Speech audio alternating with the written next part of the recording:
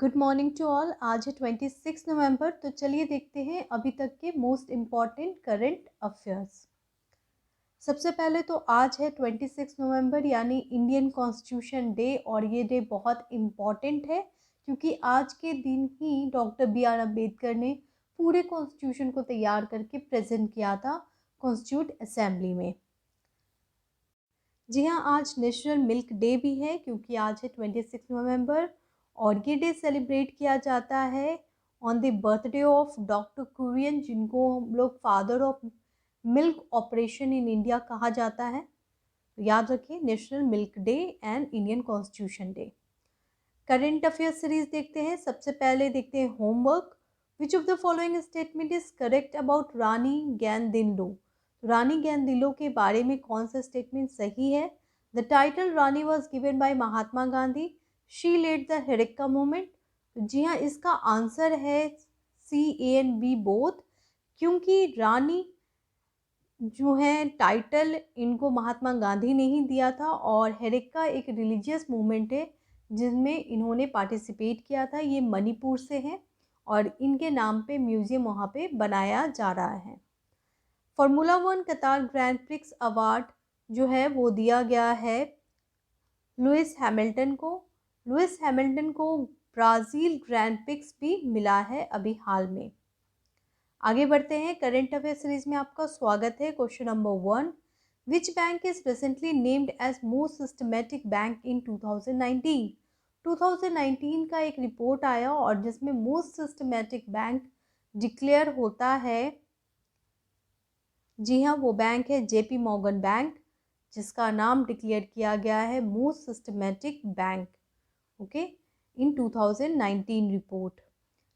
JP Morgan bank जो है वो कॉमन बैंक की तरह नहीं है, ये एक इन्वेस्टमेंट बैंक है जहाँ पे FII यानी फॉरेन इंस्टीट्यूशनल इन्वेस्टर्स जो हैं वो शेयर इन्वेस्ट करते हैं इंडिया में इस बैंक के थ्रू। ठीक है, अगर आप मुंबई में होंगे या उसके पास रीजन में तो आपको पता होगा जेपी मॉर्गन बैंक काफ़ी रिनाउंड बैंक है, इसका हेडक्वार्टर मुंबई में है। और ये जो बैंक है ये मोस्ट इम्पॉर्टेंट बैंक डिक्लेयर किया गया है पूरे वर्ल्ड में, क्योंकि ये फिनेंशियल सिस्टम को स्ट्रेंथन करने में अपना योगदान दिया है। तो it help to strengthen the financial system. The report has release by financial stability board, जो कि G20 ग्रुप कॉन्स्टिट्यूट करता है, उसने बनाया है फिनेंशियल स्टेबिलिटी बोर्ड, और उसने ये रिपोर्ट रिलीज़ की है जिसमें मोस्ट इम्पॉर्टेंट बैंक बताया गया है जेपी मॉर्गन बैंक को। Fifth national health and family survey 2019-20 आ चुका है और इसके रिपोर्ट सभी एग्जाम्स के लिए बहुत इंपॉर्टेंट है। Question number 2, fifth national health and family survey says women out number men by? अभी हाल में fifth national family health survey आया है और उसमें विमेन की संख्या मेन से अधिक हो गई है बाय, तो विमेन अधिक हो गई है 1020 से। जी हाँ, तो ये याद रखिएगा। तो यहाँ पे ये रिपोर्ट है fifth national health and family survey. ये रिपोर्ट बताती है कि भारत में विमेन की संख्या अधिक है मेन से, क्योंकि ये रिपोर्ट काउंट की जाती है 1000 मेन में। तो 2015-16 में 991 विमेन थे आउट ऑफ 1000 मेन, और अब वो बढ़ के हो गए हैं 1020 इन 2019-20 आउट ऑफ 1000 मेन। ठीक है, तो 1000 मेन से काउंट किया जाता है। ये रेशियो बताता है कि विमेन कितनी है पूरे इंडिया में। तो विमेन की संख्या बढ़ चुकी है और ये एक डेमोग्राफिक शिफ्ट है। कुछ स्टेट जहाँ पे विमेन की संख्या बढ़ी है वो है बिहार, उत्तर प्रदेश, देन आपका देख लेते वेस्ट बंगाल। ठीक है, तो ये जो ग्रीन इंडिकेट कर रहा है वो ये तेलंगाना, ये सारे स्टेट है जहाँ पे विमेन की संख्या बढ़ी है मेन से। क्वेश्चन नंबर 3 पे देखते हैं।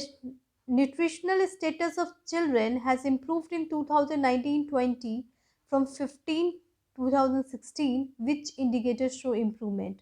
देखिए, ये नेशनल फैमिली हेल्थ सर्वे से ही क्वेश्चन है। अभी हाल में nutritional status of children improvement दिखाई गई है। आपको बताना है किस एरिया में इम्प्रूवमेंट दिखा है 2015-16 से। तो ये इम्प्रूवमेंट दिखा है एनेमिक चिल्ड्रेन अंडर 5। ध्यान रखें, ये रिपोर्ट बहुत इम्पॉर्टेंट है क्योंकि न्यूट्रिशनल स्टेटस बताता है बच्चों का। इसमें बताया गया है कि एनीमिक ग्रुप में बच्चे जो हैं वो 2015 से 16 से इम्प्रूवमेंट है, और जो भी बच्चे इस बीमारी से सफ़र कर रहे हैं वो इससे बाहर निकल के आए हैं। तो ये रिपोर्ट इम्पॉर्टेंट है, डेटा बहुत इम्पॉर्टेंट है। 67.1, ठीक है, 2019-21 में, और अगर 2015-16 में देखते हैं तो कितना है, 58.6, तो काफ़ी बढ़ा है। ठीक है, अगर हम लोग स्टंट चिल्ड्रन की बात करें, स्टंट एंड वेस्टेड दो कंडीशन होते हैं। क्या होते हैं थोड़ा जानते हैं। स्टंट का मतलब होता है एज के अनुसार हाइट नहीं होना। ठीक है, एज जिस एज में हो तो उस एज में हाइट भी होनी चाहिए।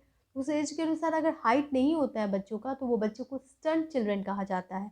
और ऐसे में 2019-20 में 35.5 है, जो कि कम है 2015-16 में। तो इसमें इम्प्रूवमेंट नहीं दिखा है, इम्प्रूवमेंट केवल एक में दिखा है, वो है एनीमिक चिल्ड्रन में। और इससे साबित होता है कि इंडिया में इम्प्रूवमेंट हुई है न्यूट्रिशनल स्टेटस में। अगर हम लोग वेस्टेड की बात करें, वेस्टेड मतलब कि जिस अनुसार जिस एज ग्रुप में जितना खाना खाना चाहिए बच्चों को, इतना वो नहीं खा पा रहे, उनको नहीं मिल पा रहा है, तो उसको कहते हैं वेस्टेड।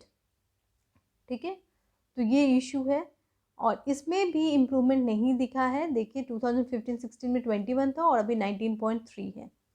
उसके अलावा आगे देखते हैं, अंडर वेट में देखेंगे भी तो इम्प्रूवमेंट नहीं है, 32 है, और 2015-16 में 35 था। ये डेटा काफ़ी इंपॉर्टेंट, तो याद रखें एनीमिक चिल्ड्रन में इम्प्रूवमेंट हुई है। क्वेश्चन नंबर 4 भी इसी से रिलेटेड है, नेशनल फैमिली हेल्थ सर्वे से, तो देख लेते हैं। Which state has reflected highest TFR यानी total fertility rate in 5th national health family survey. तो कौन सा स्टेट ने सबसे ज़्यादा TFR रिकॉर्ड किया है, टोटल फर्टिलिटी रेट? तो वो स्टेट है बिहार। बिहार की फर्टिलिटी रेट 3% बताई गई है, तो ध्यान रखें 3%। टोटल फर्टिलिटी रेट क्या होता है? टोटल फर्टिलिटी रेट का मतलब होता है the rate at which reproductive age of a women can produce child. तो जिस एज में वो अपने कितने बच्चे वो प्रोड्यूस कर सकती है, उस एज को, रिप्रोडक्टिव एज को काउंट किया जाता है और उससे टोटल फर्टिलिटी रेट निकाला जाता है। इंडियन वीमेन जो है वो 2 चिल्ड्रन कर सकती है। TFR इंडिया का जो है एवरेज है 2.1, इससे ऑलरेडी क्वेश्चन आ चुका है, तो ध्यान रखें। एवरेज TFR जो है वो 2.1 है इंडिया का। ठीक है, और अगर हम लोग स्टेट की बात करें, बहुत सारे ऐसे स्टेट हैं जहाँ की फर्टिलिटी रेट बहुत हाई है, जैसे कि बिहार, मेघालय, मणिपुर, झारखंड एंड उत्तर प्रदेश। तो ये इंपॉर्टेंट रिपोर्ट है। नेशनल फैमिली हेल्थ सर्वे फिगर को कुछ और भी इंपॉर्टेंट पॉइंट जिससे एग्जाम में क्वेश्चन आने की पूरी चांसेस है। जैसे इन्फेंट मोर्टेलिटी रेट जो है वो अब इंडिया का हो गया है 4.4, यानी अच्छा हुआ है। इन्फेंट मोर्टेलिटी रेट का मतलब होता है बच्चों का जन्म के टाइम मृत्यु होना, वो कम हुआ है। साथ में न्यूनेटल मोर्टेलिटी रेट भी कम हुई है, वो है 3.4, यानी कि जो मदर डिलीवर करती है बच्चों, उनका भी डेथ होना भी कम हुआ है। तो ये इम्पॉर्टेंट पॉइंट है, याद रखिएगा, दोनों में इम्प्रूवमेंट है। ठीक है, तो आगे बढ़ते हैं। Question number 5, who will address India in SM 2021 मीट? अभी हाल में मीट होने वाला है, SM मीट, यानी कि एशिया एंड यूरोप मीट। ये बहुत इंपॉर्टेंट मीट है और इसे एड्रेस कर रहे हैं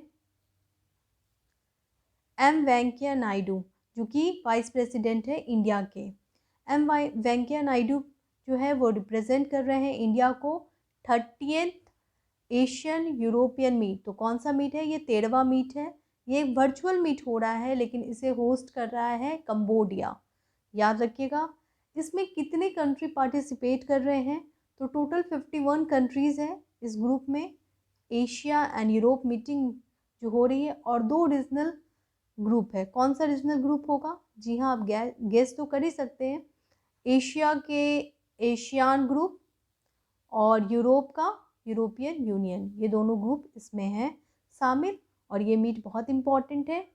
इंडिया इस पे डिस्कस करने वाला है कुछ इम्पॉर्टेंट पॉइंट कि किस तरह से नेशनल इंटरनेशनल पीस मेंटेन किया जा सके, और स्किल इम्प्रूवमेंट की बात की जाएगी। आप आपस में कंट्री किस तरह से मिलकर स्किल इम्प्रूवमेंट पे काम करेंगे। Question number 6, Emmy award 2021 best actor award goes to.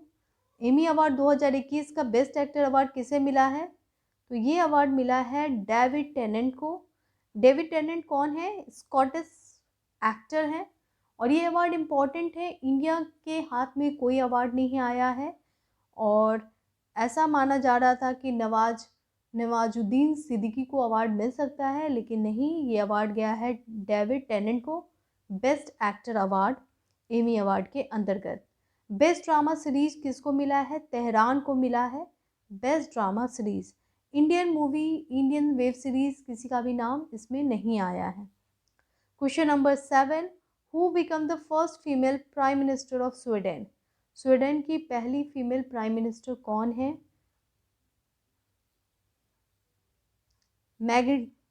मैग्डलेना Andersson, ये है female prime minister of Sweden. Question number 8 देखते हैं।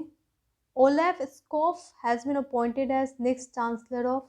ओलेफ स्कॉफ अभी हाल में अपॉइंटमेंट हुए हैं। वो कहाँ के चांसलर बने हैं? तो वो बने हैं जर्मनी के। याद रखें, जर्मनी के चांसलर बने हैं और इन्होंने रिप्लेस किया है एंजेला मार्केल को, जो कि काफ़ी साल से जर्मनी की चांसलर थी। तो ध्यान रखें, the replacement has took place and now the new chancellor is Olaf Scholz. Question number 9, which of the following statement is and are correct about crypto currency. Crypto currency काफ़ी ज़्यादा news में था, तो इसलिए ये क्वेश्चन डाला गया है। Cryptocurrency is a legal currency in India. क्या क्रिप्टो करेंसी लीगल करेंसी है भारत में? No private currency permitted in India. क्या कोई भी प्राइवेट करेंसी भारत में परमिट नहीं है? तो इसका आंसर क्या होगा? इसका आंसर अभी तक ए है। ठीक है, क्रिप्टो करेंसी काफ़ी ज़्यादा न्यूज़ में है क्योंकि गवर्नमेंट हो सकता है कि प्राइवेट क्रिप्टो करेंसी अलाउ ना करे इंडिया में।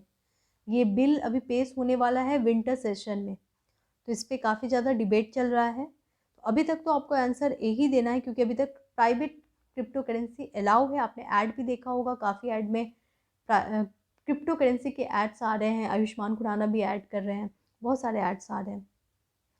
तो crypto currency is a legal currency in India. तो बिल्कुल लीगल करेंसी है भारत में।